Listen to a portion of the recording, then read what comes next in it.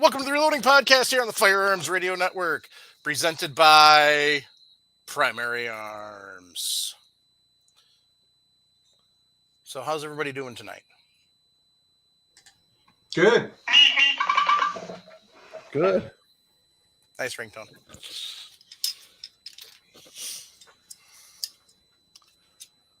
Paul? We're doing good here. I've been, making a mess in the room here. I love that bench. That picture you posted, just gorgeous.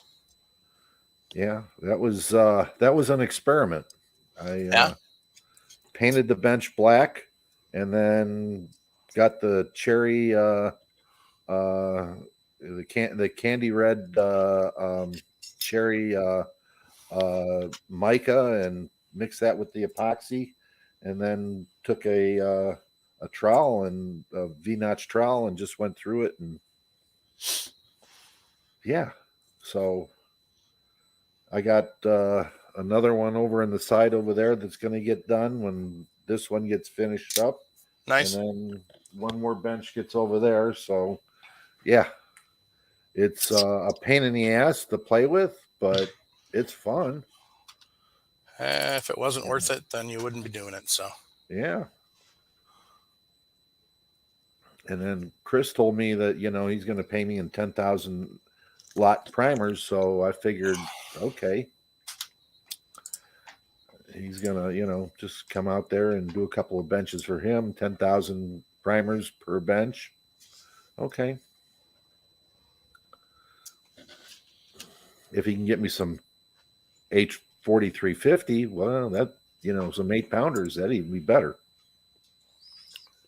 Well, you ain't cheap, Mr. Nelson. You ain't cheap at all. No.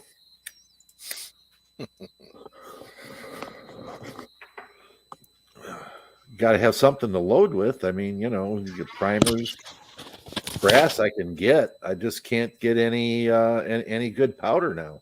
So, Chris has got to come up with it so I can go do his bench tops. there you go.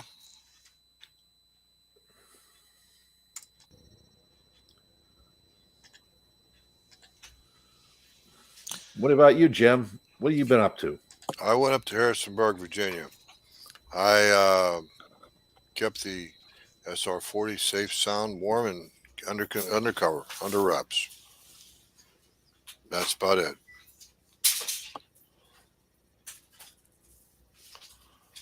All right, everybody, if you wouldn't mind, we got a complaint from the gallery about high-pitched buzz. I'm going to mute myself. I suggest everyone else do that. Paul is already muted. It's coming from Paul. That's what I was playing with earlier, trying to find. And it's picking up something in the background. So. Did that help, Mike? Because I just muted Paul. Yeah. So. And someone unmuted him? I just unmuted him. Okay, that's fine. Is it gone? Because I saw him tweak something. Mainly Subsonic says it's gone. Yeah. We'll see if it stays gone. Hopefully. Well, the crowd's rough tonight. No, it's an obnoxious noise. No, I'm talking about the comments. Oh. Elk Blood, Chris Sharp. No, he's not being mean. He's being honest. Rare form with these preemptive strikes and all that. Yeah. How about you, Mike? What you been doing? Working. Mm-hmm. Smoked 2 turkeys for Thanksgiving on my pellet grill. That worked out really nice. So. What kind of fuel you use for that pellet grill? Don't tell me pellets. What kind of wood is in the pellets? The one I used this time Hardwood? Was the bourbon mix from Cabela's. Okay. So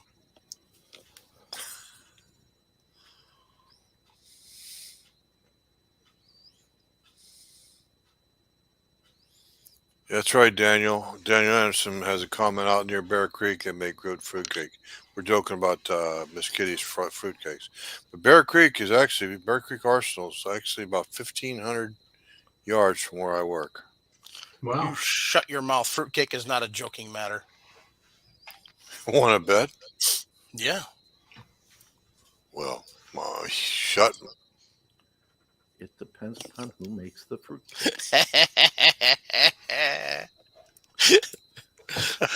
Good job, Mike. Good job. But remember, I can do it too. Oh yeah, you can. I don't like to do it because it's. Ooh. Anyway, they make AR-15s at Bear Creek Arsenal.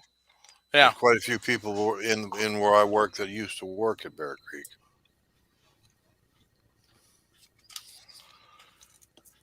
Remember, folks, the people that make AR-15 stuff like that, they're in a very ferociously competitive industry segment of the firearms. Excuse me, segment of the firearms industry. How about you, Nick and Ray? Did you guys do anything? Bought a couple guns. That's about it. I had to work Black Friday. Smoked a turkey for Thanksgiving on our pellet grill as well. Bought a couple guns. I caught that. Yeah. What'd you buy? What'd you buy? What'd you buy? Wish I could show them on the show. Well, you can't show them, but you can certainly tell us. Picked up on Saturday a Walther PPK 1941 dated for a really good price. Wow. And on Sunday a Springfield trapdoor ramrod bayonet. The experimental ramrod bayonet version. Okay. So I was going to trade on PPK. the gun today. Just went and looked back and looked at the gun. It wasn't in the condition I was wanting to get. So Walther PPK, James Bond, and my cousin Ian Fleming would be proud of you. That's our first PPK. yeah. Good condition. Oh yeah. I I'd say 85, 90% original loading still left on it. Okay. That is good. Have you test fired it yet? No, we just unfortunately in Illinois we had to wait 72 hours. I'm so sorry. we just got back. We just had to pick it up an hour ago. So. Oh, okay. As Chris Sharp says, we do live around fruitcakes here. So. Yeah, they don't have freedom there. Yeah. So when they purchase a gun, they have to actually wait for the Crown to give them permission to actually take it home. What they call a cooling off period. Yeah. Anyway.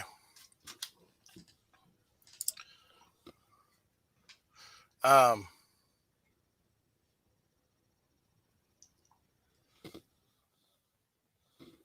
was trying to catch up on the comments in the chat. So,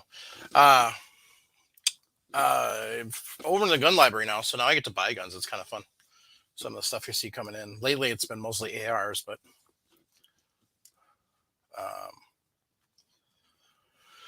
did get a Smith & Wesson 1911 CT in the other day, so that was kind of fun. But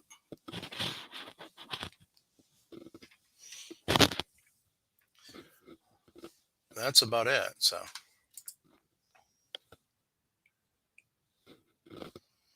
everybody got quiet all of a sudden. Yeah.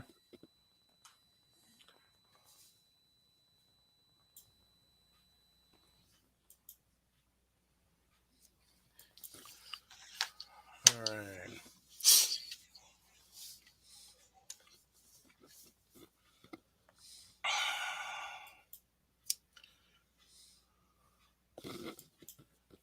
Daniel, I'm not sure what you mean by that. Is Cabela's doing Credova in gun library? Credova is a credit company. You can buy something on time. Oh, through them. Not that I'm aware of. They have the Cabela's Club MasterCard. So. In other And- words, you pay for the entire price before you walk out the door. Correct. Yeah, we were down in St. Louis. You weren't with us, but Mm-mm. we were down in St. Louis looking at the stuff down there, and we went by the Cabela's, and their gun library was closed up. I don't know if they didn't have enough to have the library open or what. Could be.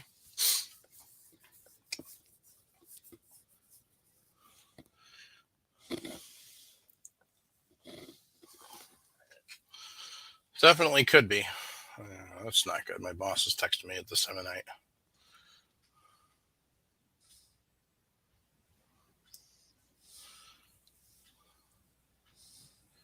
Okay. Anyway, so our question is from Caffeinated Chimp. And he says, "Hello, I'm a fan and listen to their podcast.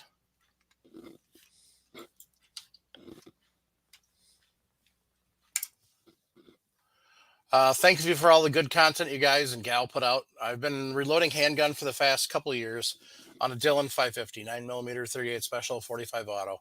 In my early reloading days, I attempted loading 223, but could not get past the brass prep. That's because brass prep sucks. Sorting by head stamp, measuring case length, and ultimately multiple stuck cases in my resizing dies, or as far as I got. I continue to load thousands of handgun rounds and never look back at rifle rounds. Lately, I've had a bee in my bonnet to load more calibers than just handgun. I would like to take the plunge into 300 Blackout subsonic loads. Looking at my Hodgdon reloading manual, the pressures for 220 grain subs versus 125 grade supersonic is significantly less, and I'm not looking for bench rest competition accuracy. I want to continue to load on my Dillon 550 and replicate my handgun loading process as much as possible. I know, I cannot have my cake and eat it too.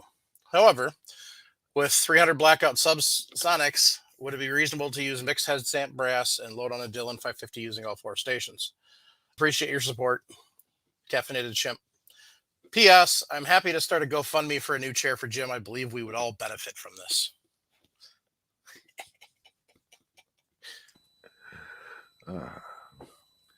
First off, he's having problems with 223 with case prep.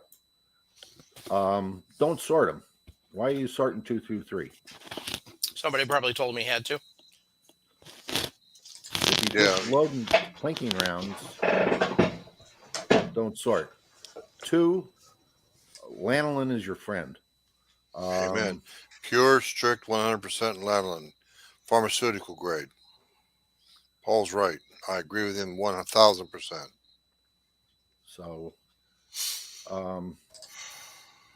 that's that. The only thing you may have to worry about is decrimping military brass. But to your actual question, 300 Blackout, go for it. I mean, it's almost a straight wall case in 300 Blackout. You still have to lube. Again, lanolin is your friend, and you're dealing with anywhere from 12 grains of powder to maybe 20 with subsonic loads. You can do cast bullets, powder coat cast bullets with that. It opens up a whole new ball game for you. That's what I would look at it. And don't throw away your 223 dies. You can load them. I've loaded 223 on my Dillon. I will confess that usually, not always, but usually wound up resizing them first on a single stage so I could tumble them. But then you have to turn around and put decapping dye in the Dillon just to be sure the flash hole is clear and free of tumbling media. Or you can be like me and have a ultrasonic cleaner and not worry about it. That works too. Or you can be like me and not bother to decap them before you clean them. Yeah, it works too. So there's, don't make case prep into something that it's it doesn't have to be. you're not loading. If you're not loading for extreme accuracy, you're plinking with it. You know, a good solid case. Hey, you know, ammo. That's it. Don't worry about it. Don't sort cases. You know, yes, you're going to have to trim them. What's the, you know, there's a whole lot of trimmers out there. World fastest trimmer would be something.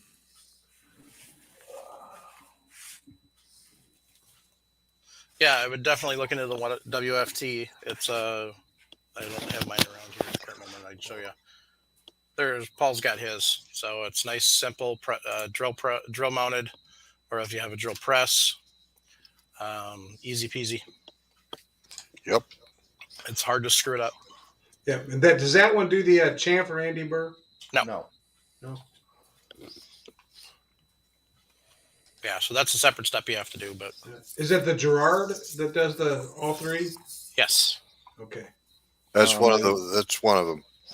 I wanted to expand on what Paul said about sorting just a little bit, but remember now, I'm talking about reloading for a bolt gun. You know, I'm talking about, you know, near hand loading, not reloading, hand loading per se. And what I did is I would go through my brass, whichever brass head stamp I had the most of in that particular batch, I'd pull out 100 of the same head stamp and weigh them and try to get them all trimmed down and prepped and all that all the same. So I'm creating as much accurate ammunition as I can. But that's a different matter, you know. But reloading, like for 3-gun or something like that, where you're not shooting at, you know, 500 yards. Well, Paul's absolutely right. You don't need to do so much. If you're just making blanket ammo, you don't need to do so much sorting. That'll get discouraging.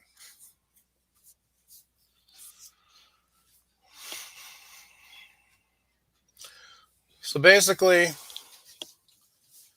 what I would look at doing is get yourself a bench style trimmer, or the like a Gerard or the World's Finest trimmer, something you don't have to decap to use. The cheap Lee, that's the only drawback to it, is you do have to decap to use it because it has a pin that goes through the flash hole. So, but yeah, get yourself something like that, and then however you want to clean your brass, fine. You don't have to decap it first. Just go ahead and clean it, get it ready, trim it, and then go ahead and do your 4 stations on your 500 or your 550. I don't see, and honestly, if you know for a fact it's once fired ammo, you probably don't even need to bother sizing it for what you're doing. Don't you think, Paul? 300 Blackout. You know, it depends how hot the load was, but no, I don't think there would be a big deal. But you have to size some of it to get the case to get the bullet to retain inside the neck. Well, no, I'm saying trim wise. Oh, trim wise? Yeah.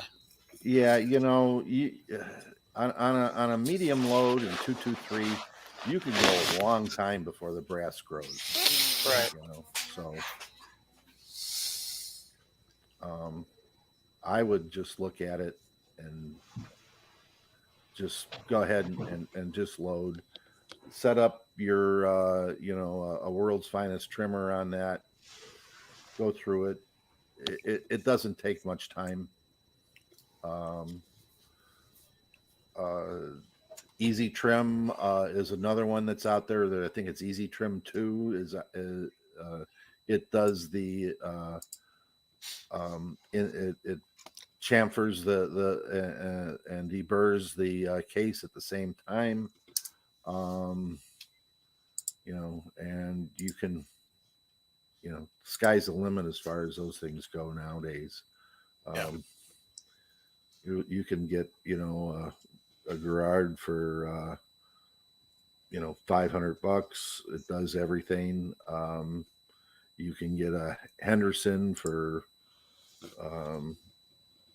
$900, and it does everything. So just depends what you want, how you want to go at it. You can get a Dillon case trimmer and mount it in your 550 and hook a vacuum up to it, and it sizes at the same time it trims the case. So Yep. you know, don't make a big deal out of brass prep until you start shooting bolt actions and you're trying to, squeeze yourself down into the threes. Mm-hmm. That's when you're gonna, you gotta play with your brass as far as that goes.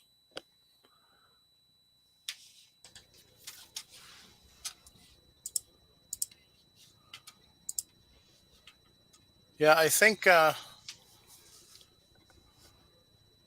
Idaho Rogers USMC says I can disagree a little bit, Mike. Most Lake City 5.56 brass, once fired, must be trimmed, in my experience, but generally you're right. Yeah, but we're talking about 300 Blackout. So theoretically, it shouldn't, because of the design, it shouldn't flow as, especially if it's subsonic rounds, it wouldn't flow as much Right. as a regular 5.56 round would.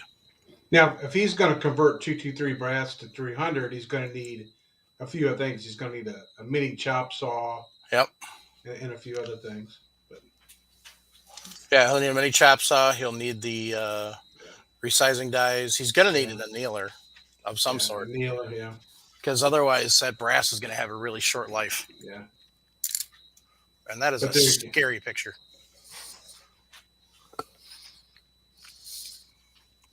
Bite me.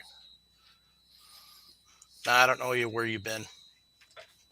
You're right. The 300 Blackout has very little shoulder, so it ain't going to stretch much. No, it shouldn't. So, FuzzD48 wants to know, so many electronic gadgets you guys use. Will you be lost come a grid down?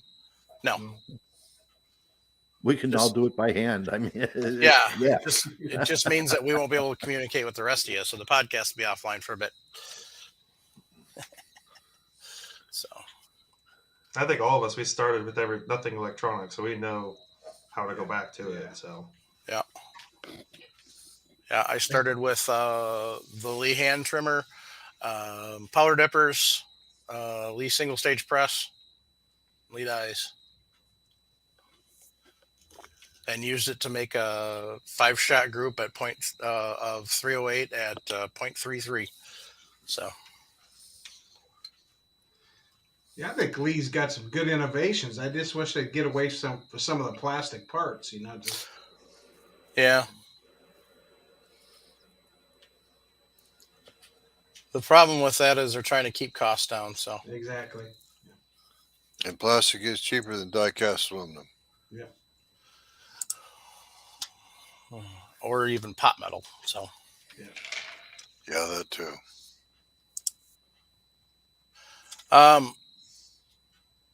One thing I wanted to go over is the website's changed.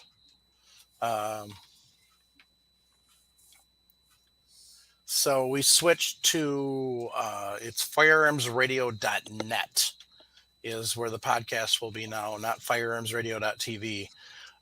For those of you who've been with us since almost the beginning, it's actually kind of a switch back. So basically, it's just a matter of switching back to try and make things simpler so we're not posting in 5 different spots at one time to get the show posted.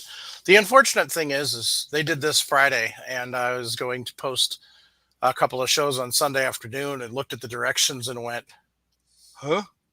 So I've got a couple shows ready to go, courtesy of Chris. I've just got to get the directions figured out on how to post them right, because it's been a long, long time since I've had to post them this way. So, but yeah, if you still go to firearmsradio.tv, it's got a link to jump to the new page. So,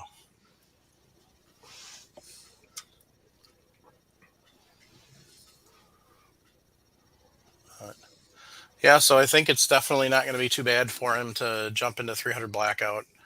The biggest thing would be whether he's making his own, and he didn't say that in the conversation on whether he's making his own 300 Blackout brass or if he's just acquiring it. So I tell you, if you're already loading for 223 and you shoot 223, it's almost a no-brainer. Especially if you already do a 30 caliber round, I mean, you've got everything you need. yep. So I know Travis does a bunch of it. I'm going to do some. So Yeah. We've I'm been hoping playing after. some loads. Yeah.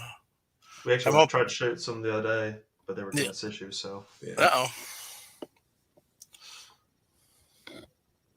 So, what do you guys use from sizing dies? For 300, we were using the I got Lee. Yeah, Lee. everything's Lee on that. Okay. I think it's either our bullet or It's we're just the not. bullet. I think it's mainly the bullet. So I got to get with Travis, see what bullet he's using. Yeah.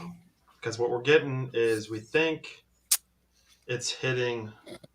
The bullet's too fat. I'm taking a 312 bullet that's made for an AK, three Yeah, that's not 0.32 gonna work. and sizing it down, but it's still too fat, and it's Yeah, that's not gonna work. yeah. It was Plus a the cheap fact mold, you're so- also putting yourself at risk if you put anything fatter than 308.5 Yeah. or 0.3085. Sorry, right? Mhm. Yeah. Well, they say cast 2,000 sold One for and two about thousands. yeah. But That's lead, but it's pure lead though, or Pure lead, pure yeah. wheel weights. Copper gilding, well, bullet jacket material is quite a bit tougher than lead. right, but we're talking a castable. I'm trying. Yeah. Oh, my bad, my bad. Yeah. It's the Ojive's got a really fat bearing surface, and it's just not working. I gotta get the correct mold. I think we paid $15 for the mold. Uh, So it's something to try. For what it's worth to you, gentlemen, RCBS makes a pretty nice 150 grain pointed mold for that particular caliber. Yeah, that's Look at them. I know they're expensive. I had a 2-cavity mold that a guy wanted me to do some work on, and well, I told him I'd do the work, but I'm going to break in the mold. He says, "What do you mean?" I'm going to put 2,000 bullets through that mold. There you He go. got his mold back. He was still brand new. Well, with a little bit of oxidation, from the heat discoloration, and it fit the handles that he wanted me to put on it, fit like a glove. There you go. So there you go. Take a look at the RCBS mold. You'll see. all right.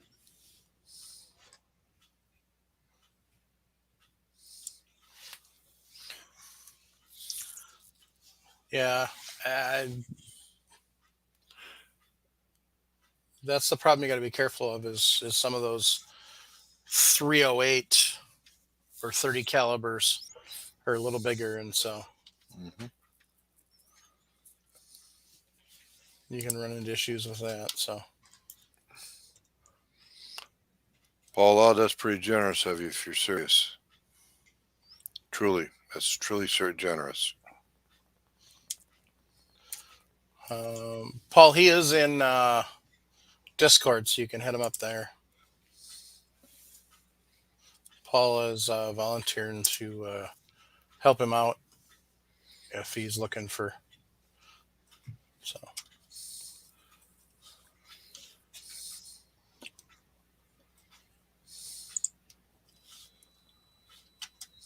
All right. Yeah, one So- from Daniel Anderson here. Lee uses aluminum in press. Is that bad? I don't think so. AR platform uses aluminum. Shipping costs would go down, but is it durable? I've Durable never used enough. I've never used a Lee press, so I got to step aside on that one. But I've worn out cast iron ones, so let you guys take that. I've loaded probably upwards of 40,000 rounds on my Lee press, and I kept it lubed and cleaned it up once in a while, but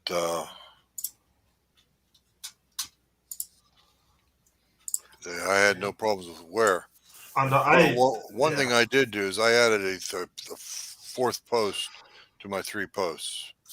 That it helps stiffen it up. And also, I went and cheated a little bit. I took the turret head, I put a set screw in the back of it to drive the turret all the way forward to lock it all up, like a solid frame O-press.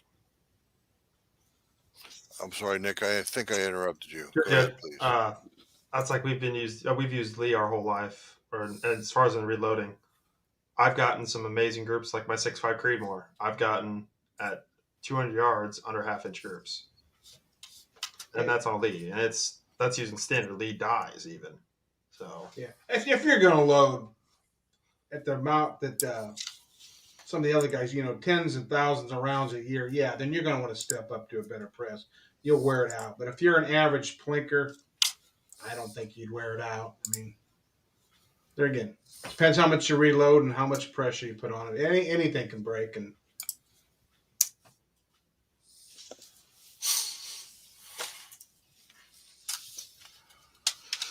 All right.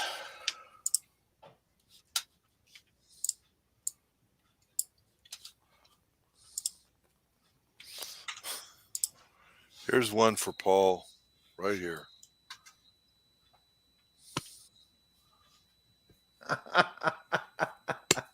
Two of them. 2 rock chuckers. What we're talking about, folks, is Henry Thomas in the YouTube gallery has posted a comment that he seriously doubts that anyone has worn out a cast iron press. Worn out. Two rock chuckers. Now, But- when I say, yeah, go ahead. I was going to say, but explain what you mean by worn out.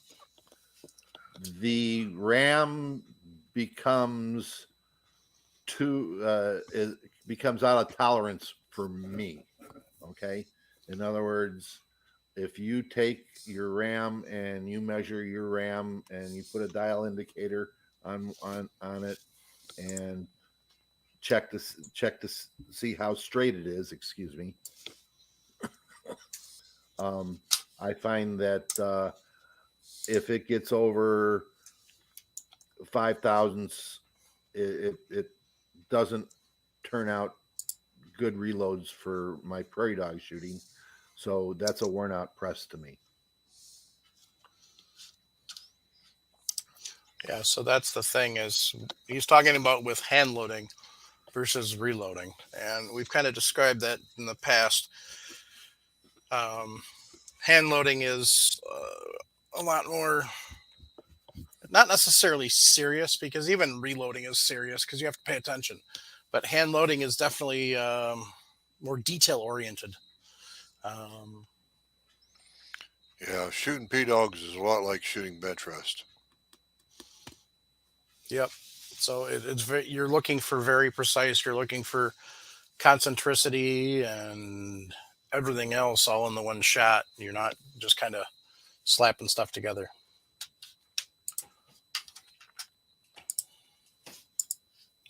Okay. Second question for the night is from Adam. Talking about 9mm brass. He says, "Hey guys, love the show. I was recently running some 9mm and noticed a ring on the inside of the case about 1/4 of an inch down from the mouth. This is the second reload. It all seems to be the same brass stamped WMA 18. Is this a warning sign for case head separation? There's no ring on the outside. I appreciate the help. I've learned a lot from your podcast. Keep it up, Adam." I don't have any pictures though. He's getting a ring. About 1/4 of an inch down from the mouth, he said. 1/4 inch down from the mouth. Right. So it's not incipient head case separation. No, and it doesn't sound like he's getting a bulge case either. could it be the carbon or soot building up at the base of the bullet? It's possible.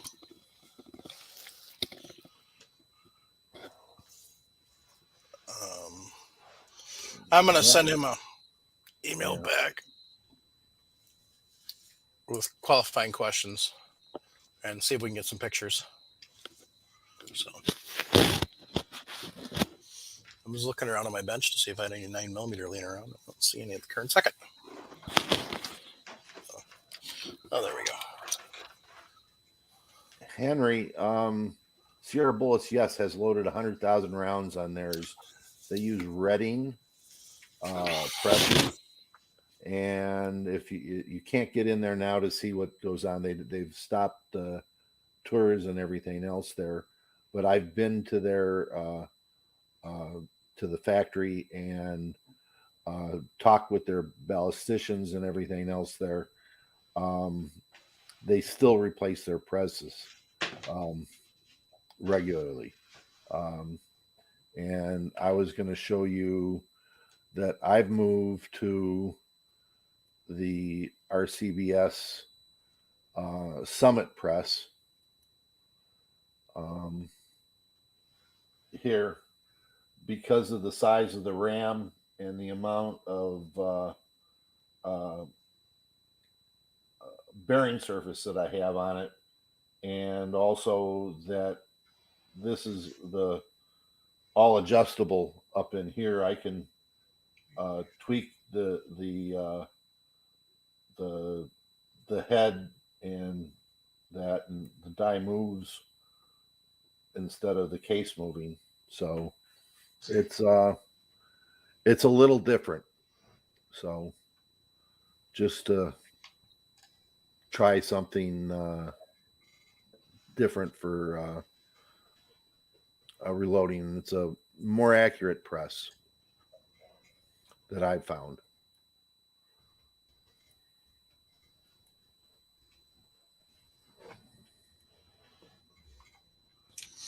Henry Timers clarified it's actually 1,000,000 rounds that Sierra did on that Redding T7, just so everybody knows. Actually, I saw that press at SHOT Show 2 years ago. It was nice. They had it sitting there with a couple of things. So I don't remember if I have a picture of it somewhere or not. I'll see if I do. If I do, I'll post it. But otherwise, I think that Redding actually has a picture of it on their website. So, and Jim's muted. No, Jim's just quiet. No, Jim's muted. He's self-muted. Paul, if you would check the host the private comments, private chat, if you haven't already. Thank you. Anyway, so the chat is contemplating different thoughts on what this could be. Andy 79Z28 is wondering if he's talking about that ridge on the inside of the let me post it. Here we go. If he was talking about that ridge on the inside of the case that is made into the case so you cannot put the bullet too deep in the case. If he's talking about 1/4 of an inch down from the mouth, I don't think it's that, unless he's got really poor measuring skills, because usually that's down around the head. So it's possible, but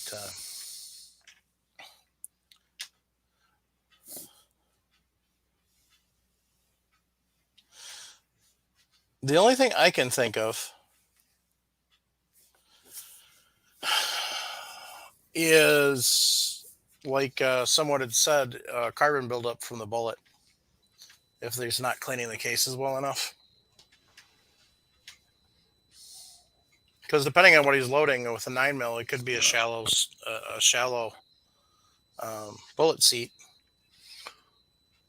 Oh, if we're talking 9mm, Mike, you know that there's some of those cases out there made with a deliberate step in there about 1/4 inch up from the bottom. Yeah, that's what Andy's talking about. Yeah. That's what Andy's 79Z78 was, or Z28 was talking about too. But Adam, that wrote the question, is talking about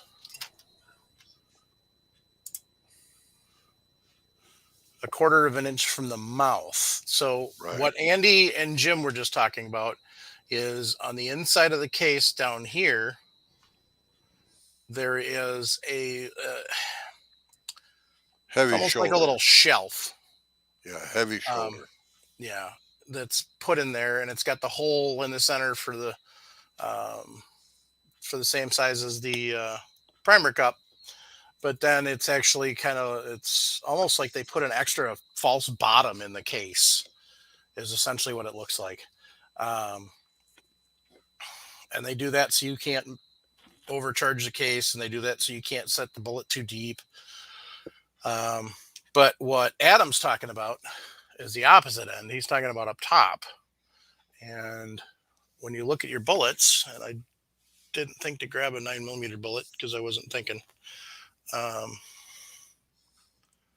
But your 9mm, your bullet's only seated about, usually about 1/4 of an inch to 3/8 of an inch down. So my guess, and, we got to find out more information, but my guess is just like the other person, I can't remember who said it because I don't know if it was a host or not, but that I think it's just carbon buildup and it's not getting cleaned. So Fuzzy Fork said it could be dirt in the reloading die for his 9mm. It's possible on the inside, yeah. So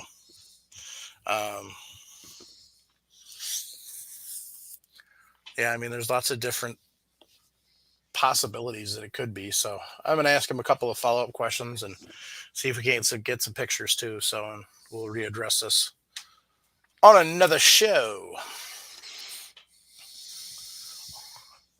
All right.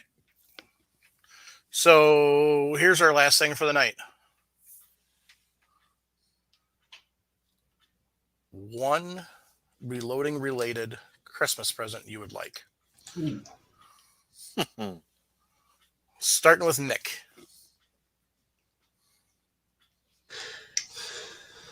Mine probably would have to be my bench priming system. I know I'm not going to get it because most of my Christmas has already been bought, but What priming system are you using? I'm looking at the RCBS Auto Bench Primer. It's what we used at my dad's house, and I think Travis uses one. That's what I'm looking, and it's what you guys see right there, Paul. It's what you got right there. So makes it easy, just super quick. If not that, some sort of a kneeler. Yeah. Oh What yeah. you do with that, you get the Holland perfect priming Yeah. seating that goes with it. Okay. That way there's a wheel here that adjusts how deep your primer gets set. You seat your primer. Yep. Okay. So it that little wheel there works, sets a nut, and you can do it. And also that comes along with it is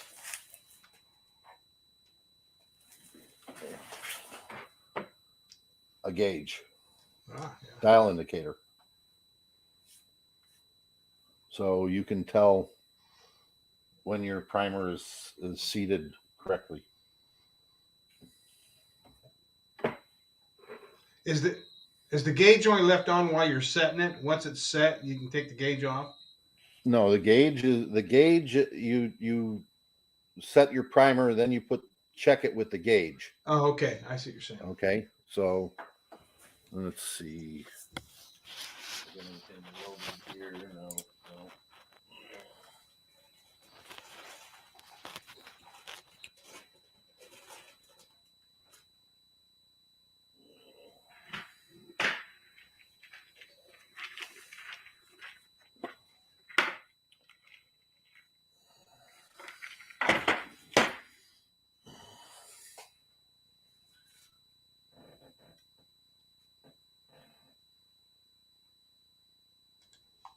So I can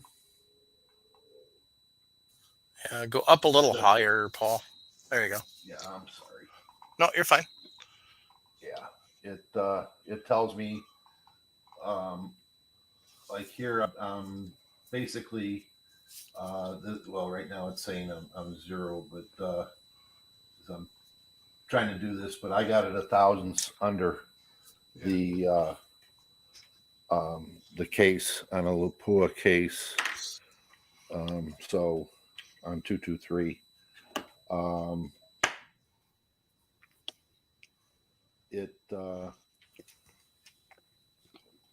There's a couple other people that make an item like this, and Perfect Primers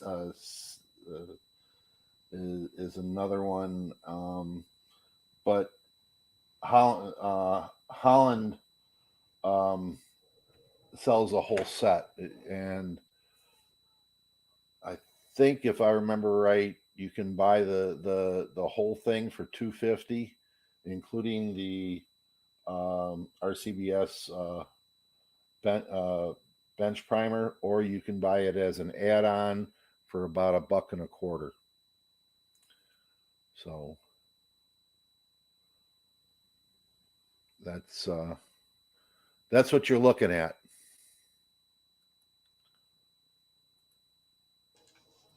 Sounds good. Yeah, I'll have to look into that. All right, Ray, what's you getting? Or what do you want? Probably a bigger bench. I work on about a 5.5 foot bench is what I do all my reloading on. So it's that and probably a new annealer. I'm still using a drill and socket. It works, but I want to speed it up. So The annealers will definitely speed it up, Ray. what's that one we looked at, the EP? I'll have to look that up real quick. Yeah, this one was capable of going from like a 223 all the way up to a 50 caliber. Because I'm thinking of his Martini brass when we anneal that. What is it? The EP Integrations LLC. Yeah. Don't know much about it. But it's one that rotates, but it's on basically a bolt head that's got a plate inside the rotating that goes back and forth, and you can set your depth. You can do all the way from, what's he say? Will they load up to 50 cal? Yeah, he's done it the 50 BMG on it before. Nice. So he says just from 300 Blackout to 50 BMG in seconds, no parts added. Yeah. So and it's only 270, so that's right in the ballpark of all the other annealers. Nice. So we'll see. Jim, how about you? $10,000 to take and get me set up in a new shed, and the extra $5 would be for actually refurbishing the shed, and it's something I could actually do like Paul's got. That's what I'd like to have. But failing that, I'd settle for a Dillon 750. How about you, Mikey? Your turn. Time. Yeah, time too. Between both jobs and everything else that I need to get done, the 550's got a lot of dust on it. I've got a lot of stuff that I want to do for not only the podcast but for myself, and I don't have time. And so that's what I'd want. I hear you, brother. I hear you. Paul, how about you? I want to get away from my flame annealer, my Gerard, and move to the amp. But I want it with the case feeder and the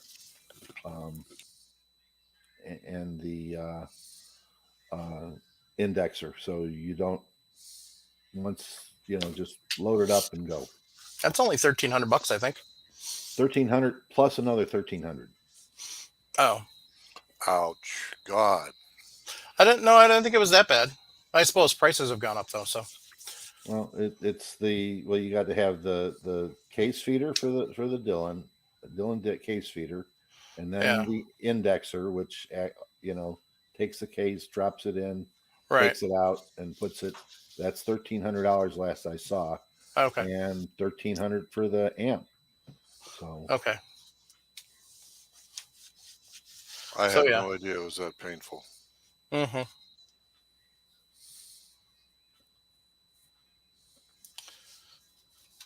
So GGW Reloading, back to the trimmer conversation, says back to trimmers. He says apparently the world's finest trimmer 2 is the one to get if you're going to do more than one caliber. And the reason is unlike the first generation world's finest trimmer, where it is specifically for a single caliber and can't be changed, the 2, you can swap out the centers and change it to different calibers. So a little more user friendly as far as that goes. So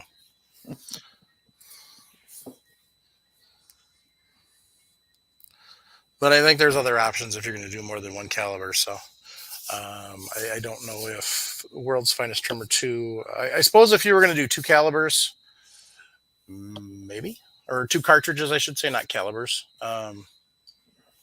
So if I was going to do another way of trimming cases instead of this, I would get the Henderson. Yeah. And that even if I didn't power it with their power unit and use a drill on it, it would still it's about 450, and it uses Forester parts, so it's easy to get the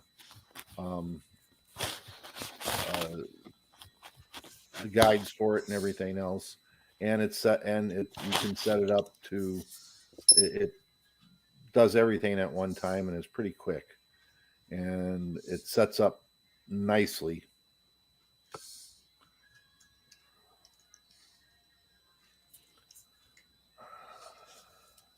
Okay, Chris. I wanted to say thank you to Chico Wise for his kind words. He said, the Reloading Podcast, we appreciate you all having this live stream weekly, sharing the wealth of knowledge and helping most of us solve our reloading woes. Y'all the real MVP. We're just one group out there. So, but thank you for the comments. And then Sharp says, because he's got to be a smartass.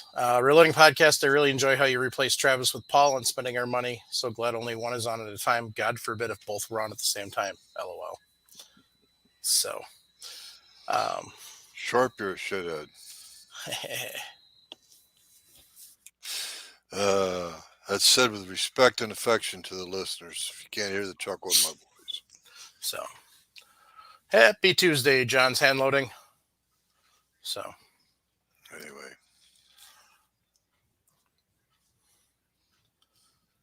So yeah, a couple of people were talking about trimmers, primers, swaging dyes.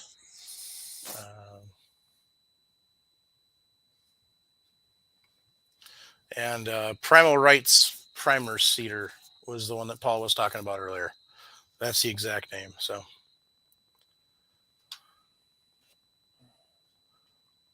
people like it. I mean, it's an expensive unit, but it's a liked farming tool. It's amazing, and it does what it needs to. So, and it does it very well and very rapidly. That's the thing. Yeah, add a rubber band, add a rubber band to it, and you can really fly. Yep. So, Idaho Rogers said Area 4190 turret press with Harrell's powder dispenser, Redding custom dies, and Reese's peanut butter cups. You got to have the Reese's. So Quick Trip, that's with a K, for those of you down south, has a package of 2 peanut butter cups that I think are like £1 a piece for like $15. So, I mean, they're like an inch and a half thick. It's awesome. We got them for our one son, who's a Reese's freak, for Christmas one year. It took him like 3 weeks to eat them. And normally a king size Reese's peanut butter cup will be gone in like 30 seconds.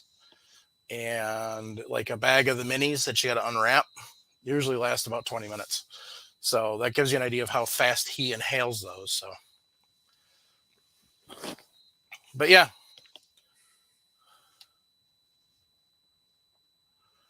So Vemjim wants to know, he says, wasn't there an automatic trimmer F-Class John made with an amp mate case feeder and trimmer?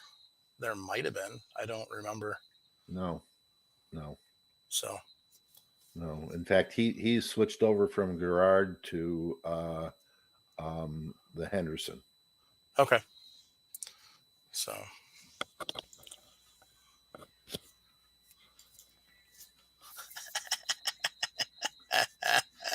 I knew you were going to pick it up next if I didn't. yep.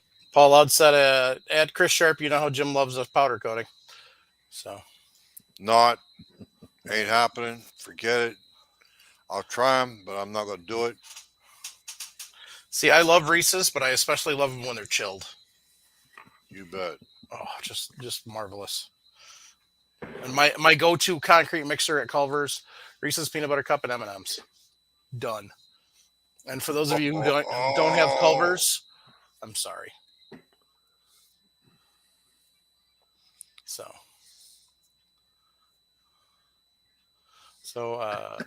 John's hand loading said, Jim Fleming, I've been known to wear red flannel shirts and coats. My kids even got me a coffee mug with red flannel on it. LOL. There's nothing wrong with red flannel. Ooh, deep fried. That would be amazing. Wouldn't last very long. Well, no. You must have to coat it with something. Otherwise, you'd be melting that chocolate. It cools back down pretty quick. Our state fair has them. They just do it in like the same batter they do funnel cakes, stuff like that. Oh, they're amazing. That would be basically a warm Reese cup. Or Snickers, they do it with too. So. Oh God. Yeah, Oreos. They even have fried Kool-Aid. Like, how is that possible? Fried what? Just the powder. Kool-Aid. The powder. Yeah, just the powder. Yuck. I don't know how. It's sugar, basically. Fried sugar. Fried sugar, yeah, very much. GDW Reloading does not have a Culver's. I'm sorry. So. Oh. God, what do you say now? I'm going to bring it up even though I haven't read it. Oh, Chris Sharp said, Jim Fleming, wait till you hear the latest drop on the podcast. You are on repeat on saying you love powder coating. Just saying it may have happened. That damn editor.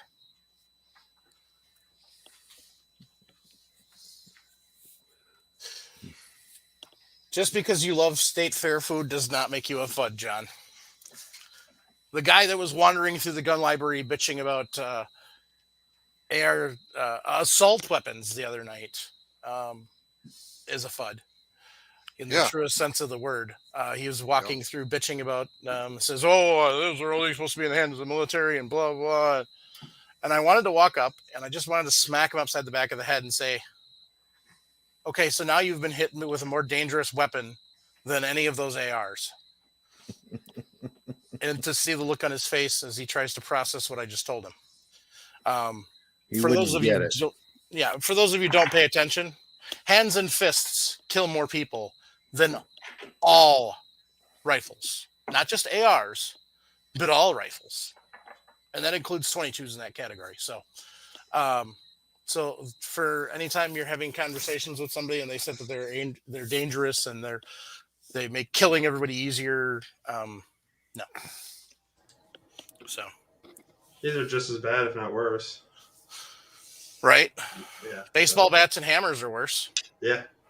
Electric toasters kill more people than guns. Swimming pools. Swimming pools. Yep. Here's one for you, Mike.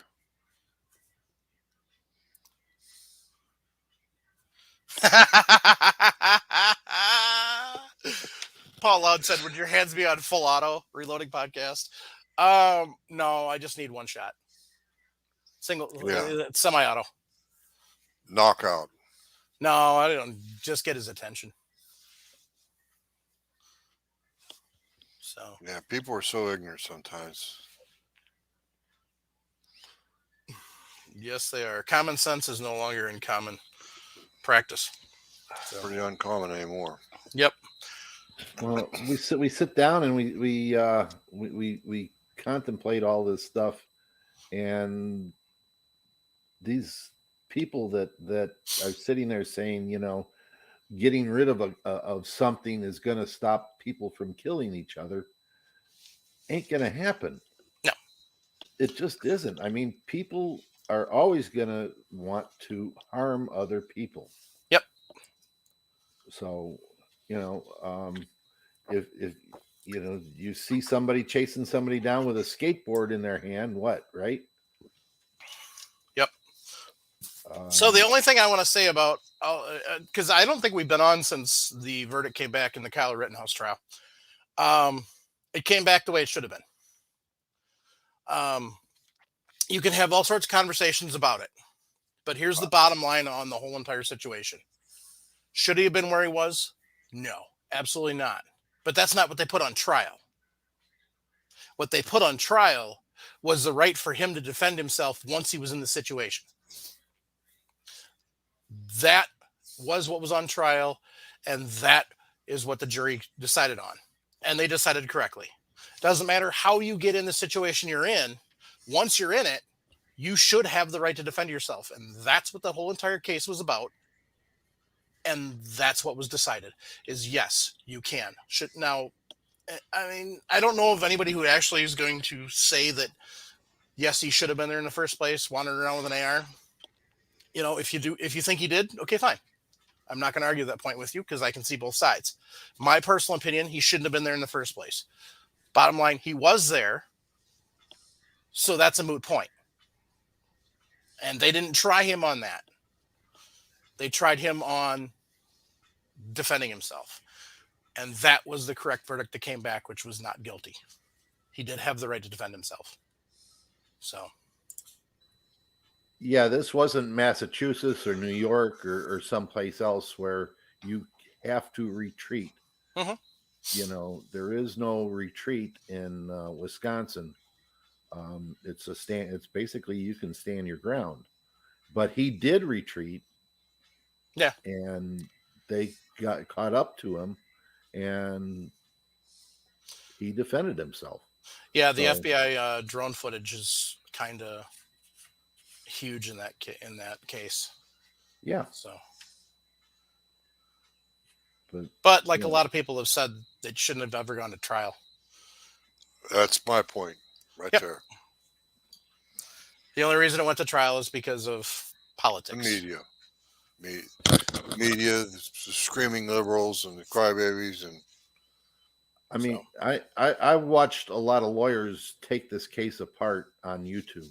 Oh, yeah. And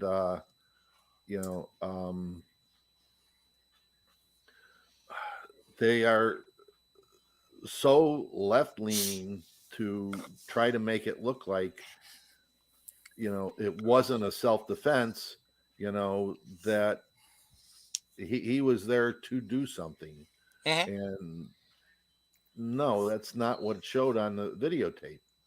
And that's, and then when they get there, a prosecution witness comes up to him and says, "Did you have a gun?" "Well, yeah." "Were you pointing it at him?" "Yeah." "So you got shot because you pointed a gun at him?" "Yes." "Okay. There you go." Yeah. Case closed. Right. Well said, Brother Loud.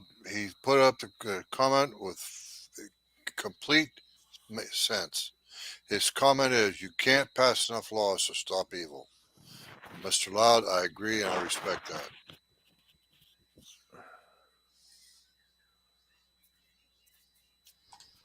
I say they're even creating laws to create evil, like this, being able to steal up to $900 and some and it's not a crime. It's crazy.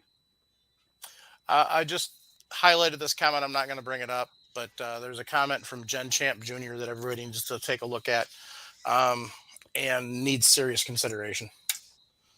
And the reason I'm not commenting on it is because if I do, that'll give YouTube an excuse to take this down. So, um, so Chris Sharp, back about a month and a half ago, said he was going to do a little giveaway.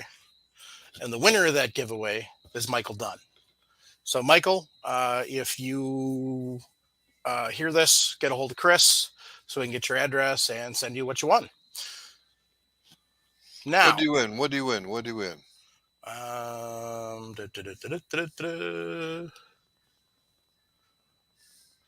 got to look back. It's been too long. Okay, don't worry about it. Dun, dun, dun, dun. Oh, Paul Loud came up with That's it. right. No, No, no, but it's that's not. what it said. It's on the internet. He wouldn't lie. You can't lie on the internet. It is not a case of primers. Oh, jeez. I guess better take it down then. So,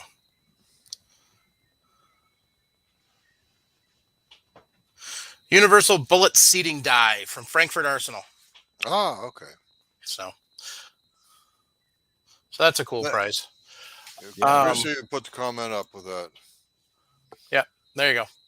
So, yeah, back to GGW Reloading's question. He said, so, about multi-caliber trimmers, suggestions. He wants something automated.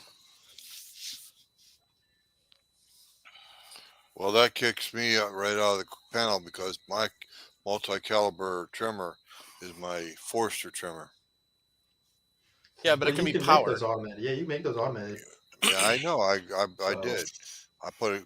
I always chuck up the threaded end in my cordless drill. GGW Reloading, I guess my question for you is, do you have a Dillon press? If you have a 550, 750, or 1050, I'd probably look into their trimmer. If not, then it's going to come down to how many cartridges you want to load. If it's just 2, then go ahead and get Werolds Fidance Trimmer 2 and have at it, or even 3. If it's more than that, you're going to want to look at a platform that's easily adaptable and adjustable. I guess the other part of that question is, what's your budget? He's got 2 550s, so that's definitely within the realm of possibility. The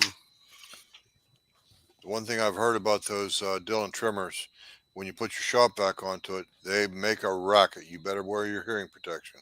Oh, yeah. So, Yeah, they is a little loud. yep. Well, doesn't RCBS make the nice powered So adapter over their Lyman- trimmers? Yeah, Lyman, Lyman everybody's makes making them now. one. Yeah. I mean, Well, Lyman new one's pretty good because it's got those collet system. mhm. But Yeah. Lyman made one that was just like the RCBS, Mhm. where it was an inline trimmer. And actually, you don't even need to buy the adapters for those. Yeah. So, honestly, what you do, and if my dog wasn't in the way, I'd pull mine out. But basically, they've got a crank handle on the end of it. So what you do is you take that screw out, and you go down to the hardware store. You find yourself a hex head bolt with the same threads. You thread that back in. You put a socket adapter on the end of your drill, and now, if you want to get really fancy, then you can go ahead and make some sort of jig to hold the drill in, and then you could make something to like adjust the throttle and the drill and all that fun stuff. I've seen a lot of that stuff online. You get a little fancier. Some people just use a zip tie for the throttle. Once you get it figured out where you want it, then you can put a zip tie, and when you want to shut the drill off, you slide the zip tie down. When you want to fire the drill back up, you squeeze the trigger in, slide the zip tie back up. Actually works pretty good, believe it or not. And then you just got to find something to set the drill in, and then you actually have to clamp the drill down, because otherwise most of those cordless drills have enough torque that they'll flip when you turn them on. So Neatest system I seen, this guy took an old Lyman blade trimmer like that, mounted it vertical, and put it in a drill press, and there you go. there. Yeah. That would work perfect. You could actually even do that with those. There's a couple of companies out there. Sears made them originally, and now there's a couple other companies that make them. But it's literally a little adapter. You can put a drill in, Mm-hmm. and it turns it into a press. Mm-hmm. So you could probably do something with that too. Mount it to the wall, and away you go. I have a couple variations on your suggestion, like with the hex head cap screw. Yeah. Use a socket head cap screw, otherwise better known as a Allen bolt. And you cut off an Allen wrench, you put that in the drill, you put the Allen wrench in the socket head cap screw, and away you go. It'll last longer than a hex head cap screw will, because they're harder to seal. Maybe not. Because they're harder to seal. Grade 8. Depends on what type of Allen wrench you cut off, decide to use in there. Because if you're using a cheap Allen wrench, it'll shred it and strip it out. Yeah. So that's why I went with the socket idea. Anyway, either way. You just gave me a great idea to adapt my Forster, so I'm not beating up on the threads all the time with the jaws of the chuck. Thread a 5/16 24 nut on the end of the Forster trimmer, and put a socket adapter on the drill. Yeah, that's a good idea. Thank you. There you go. So he says he already has the Forster set up with the drill, so obviously he wants something better. So and he's using a hex adapter too. So yeah. Paul's got his Forster up there. I think I'm the only one on the podcast that doesn't have a Forster trimmer. Yeah, Paul. I like Paul's. He had somebody make that adapter, the power adapter. He may have made it himself. Yep. Mm-hmm. You're muted, Paul. No, he's unmuted. Oh no, because there you go.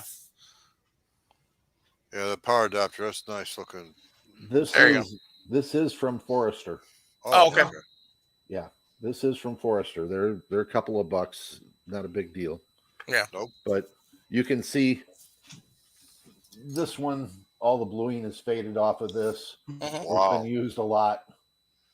So nice. Well used, well loved. So and I gotta go through and I fill all the holes are drilled in here for all the different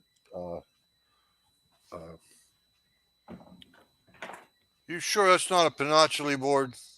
yeah, it's not a Pinocchio board. Yes, that's not one. That holds the inside trimmer, pilots.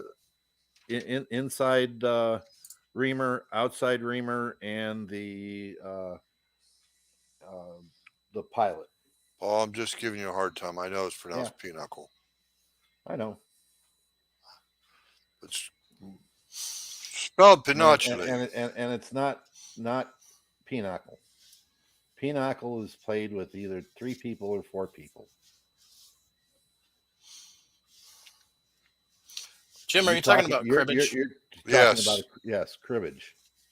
Yeah. Cribbage. And we get together on a pinochle. We get 4 people together and we play cutthroat. There you go. Okay. It's hard to find somebody to go out and play pinochle anymore. I play online. In-laws taught me or my mother-in-law taught me how to play pinochle and canasta. So, all right, this is a reloading podcast. You brought it up. You're right, I did. You know, and Slap myself on the wrist. You should, and upside the head. I was good because I played pinochle when I was in the service, and all the sergeants played pinochle. So there you go.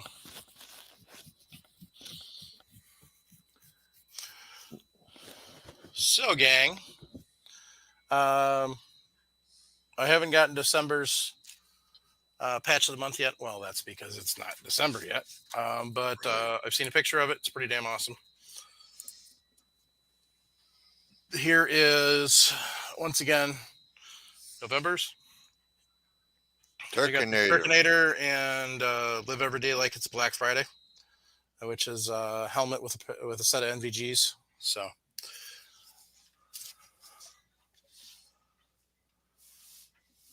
Yeah, I mean, World's Finest Trimmer 2 would definitely be a good option for you. And it's not hard to change that out either. So It's not like it's a big, huge process and you can change it out. The nice thing about World's Finest Trimmer, so say you have a custom shoulder depth you want, you can actually send a casing up to Little Crow Gunworks, and they will actually custom make that World's Finest Trimmer or World's Finest Trimmer 2 to that specification. So if you've got a specific shoulder angle you want, say like you switch out, Ackley Improved or something like that, and you want to still be able to do that, then that'll work. So Patriot Patch Company has a sale on the Circle of Life signs. Great addition to your reloading room. Somebody sent me a clock that I eventually will get put up back there by the dartboard. As you can see now, I got a bookshelf back there that's kind of empty that I got to work on. So slowly but surely. And then Cabela's had 50 cal ammo cans on sale. So I picked up a couple of those. And then I picked up a couple of these so I can start sorting out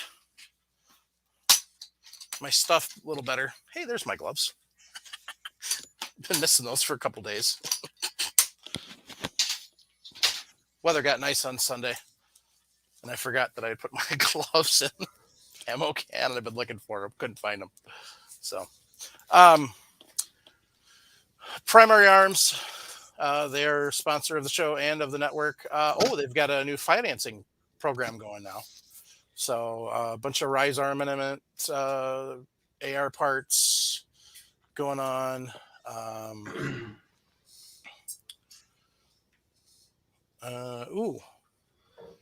Benchmade knife that they just got in. Couple of uppers and some other stuff. Bunch of sales. They've got a Thanksgiving leftover sale right now that they call it. So they've always got a clearance going on. So make sure you check the clearance.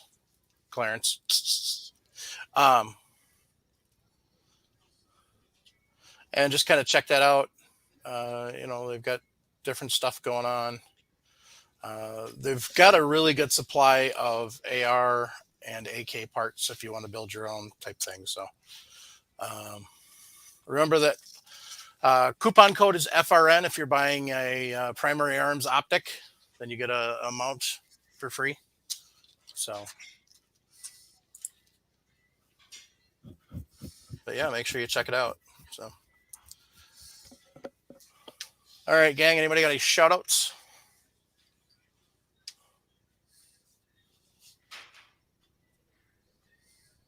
Nope. Yeah. Caffeinated Chimp. Don't forget to get a hold of Paul Loud. Yep. So, and Michael Dunn. If you haven't gotten a hold of Chris Sharp already, get a hold of Chris Sharp. So, all right, gang. Thanks, everybody. Thanks to the Patreons that continue to support the project. Thanks to all the listeners that comment, email. We are over 2,000 subscribers now on the YouTube channel, so that's kind of cool. So we're getting some more views on the videos there. Travis is still working hard to put content up, so keep watching for that. And like I said, as soon as I get time at some point in time in my life, I'll actually start getting the content up that I want to blast. So, and once my room gets finished here, we'll start. I'll start too. Awesome. So, all right, gang. On that note, keep your brass shiny. Jump on the Millsip short bus. Teach them to shoot and reload when they're young. Grandpa told me, don't listen to my mama because violence does solve problems. Support the Second Amendment, no matter what it takes. Support 2A. And if you're struggling at this time of the year, it's okay. First off, you have bad days, you have good days.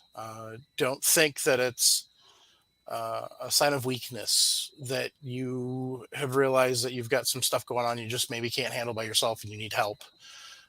Good place to start is 1-800-273-8255. That's a really good place to start. like I said, it's not a weakness. That's kind of the prevailing thought for way too many years, um, especially for our warfighters, has been that if you weren't perfectly right in the head, then you were weak, and that's not true. Um, listen, the human is not necessarily designed to deal with some of the stuff that we wind up dealing with, and you need to realize that you can't always do it all by yourself. You need help. So, like I said, 1-800-273-8255. Otherwise, um, there's a lot of support groups out there, a lot of help. So, have a good night, Al. Good night.